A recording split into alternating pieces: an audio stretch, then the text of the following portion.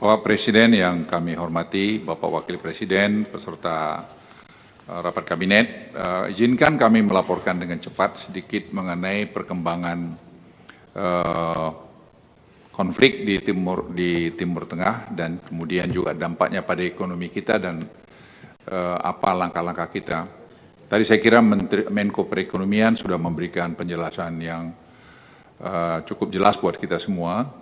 Kita tidak perlu ada kekhawatiran berlebihan dengan keadaan di sana, nanti akan kami jelaskan di sini.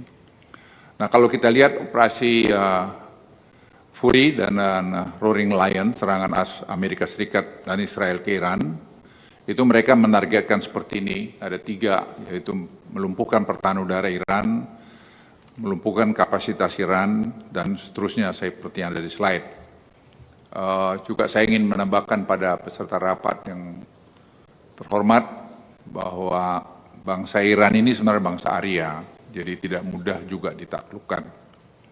Kalau kita lihat slide berikutnya, jumlah rudal yang ditembakkan Iran menurun tajam, ya, karena 50% peluncuran rudal dilaporkan telah dihancurkan, tapi juga jangan lupa mereka sudah membuat drones yang murah yang bisa ditembakkan hampir dari mana saja. Tetapi teknologi AI seperti slide yang Bapak saksikan itu juga memang berkembang. Jadi ini adalah menurut saya perang teknologi dan juga spirit untuk melawan.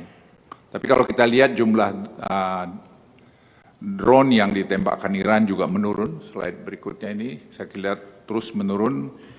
Karena Amerika memang dari sumber-sumber data yang kami dapat, memang menargetkan untuk menghancurkan pabriknya, menghancurkan arsenalnya, dan tempat-tempat peluncurannya. Namun Iran juga cukup cerdik, mereka melakukan mobile peluncuran. Kemudian kalau kita lihat juga lalu lintas kapal keluar masuk Selat Hormuz juga mulai membaik.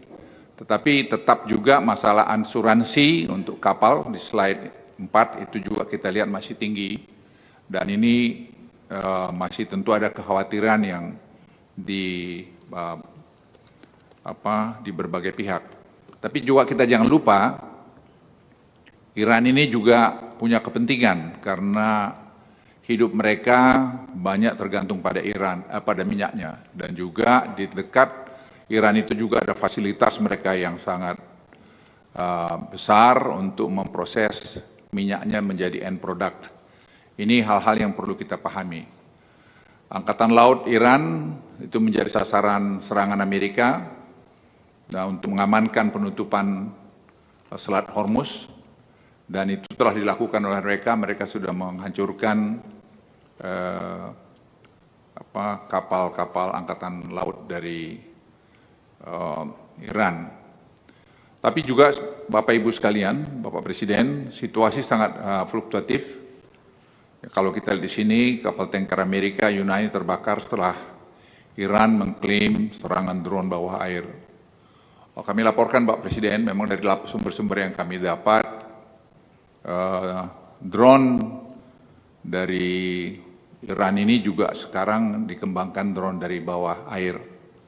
Dan ini menjadi, kalau istilah saya seperti lapor pada Bapak kemarin, seperti perang di gerilya di Papua. Mereka ini membuat drone yang murah, bisa 2.000 km, GPS, targeted, kapan saja bisa diluncurkan. Dan itu yang juga memang dikhawatirkan Amerika sekarang, karena mereka mendapat informasi bahwa ada kapal-kapal yang membawa drone ini mendekat ke Amerika. Bapak Ibu sekalian, kami juga ingin melaporkan sistem komando Iran juga dilakukan pengeboman, dan juga dari teman-teman di Amerika juga cerita bahwa mereka sekarang juga sedang menyiapkan serangan-serangan lebih efektif, targeted dengan menggunakan B-52 setelah mereka menggunakan B-2. Jadi saya pikir situasinya masih fluktuatif, tapi sekali lagi seperti kami laporkan tadi, Iran juga punya kepentingan untuk mereka survive, jadi Hormuz itu tidak mungkin akan ditutup seterusnya. Oleh karena itu kami datang dengan berbagai skenario dan kita lihat perkembangan dalam 1-2 minggu ke depan. Jadi saya kira selama Lebaran saya kira akan semua baik-baik. Eskalasi itu akan seperti ini Pak Presiden, yaitu 110-150 dolar. Ini juga serangan langsung Iran ke aset Amerika di Teluk. Tapi kemarin kunjungan Bapak Presiden, pertelepon Bapak dengan MBS, saya kira sudah sangat baik sekali. Karena itu juga diapresiasi banyak pihak. Kemudian juga kalau kita lihat juga eskalasi ini, kegagalan total Dewan Transisi, karena mereka berharap akan terjadi transisi di Iran. Tapi kalau itu sampai gagal terus Pak, ya itu juga tidak mudah untuk mengatasinya. Tapi saya tanya daripada mereka optimis itu akan terjadi, perlu kita cermati saja. Kemudian perang Iran-Israel ini, prolog, akses Hormuz terbatas, kita lihat tadi minyak antara 80 sampai 110, dan deeskalasi kami juga akan melihat bahwa itu akan diturun ke 65-80 dolar. Tapi kita semua jangan ya hati-hati mengenai ini. Dan kemudian harga minyak Brent kalau kita lihat seperti slide ini, dan harga minyak Brent kita lihat juga bahwa next slide juga akan menurun di sini. Dan tadi Menko Perekonomian sudah jelaskan penggunaan sudah bahwa kita punya keuntungan harga CPO dan semua juga naik.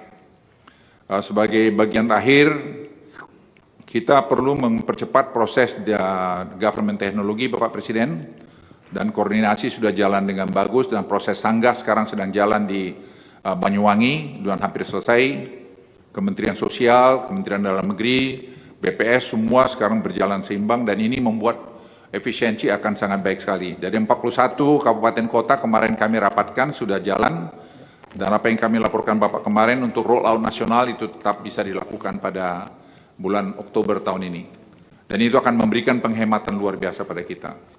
Saran rekomendasi kami, kondisi semua tidak ada yang perlu terlalu dikhawatirkan, kita tetap waspada, kita memantau terus perkembangan di luar, tapi tadi juga mengenai APBN juga saya pikir kami koordinasi Kementerian Keuangan, saya kira fiskal juga masih sangat prudent untuk kita menaikkan juga budget defisit juga saya kira perlu kita pertimbangkan hati-hati, tentu kita siapkan, tapi kapan dilakukan saya kira kita lihat perkembangan situasi. Penerapan GovTech dan digital ini saya kira Bapak Presiden sangat penting, dan Bapak Presiden sudah kami siapkan untuk mengunjungi Banyuwangi dan juga Bali, dan juga ada 2 kabupaten, sehingga betul-betul ini nanti membawa efisiensi pada kita semua. Saya kira itu laporan singkat dari kami. Terima kasih Bapak Presiden.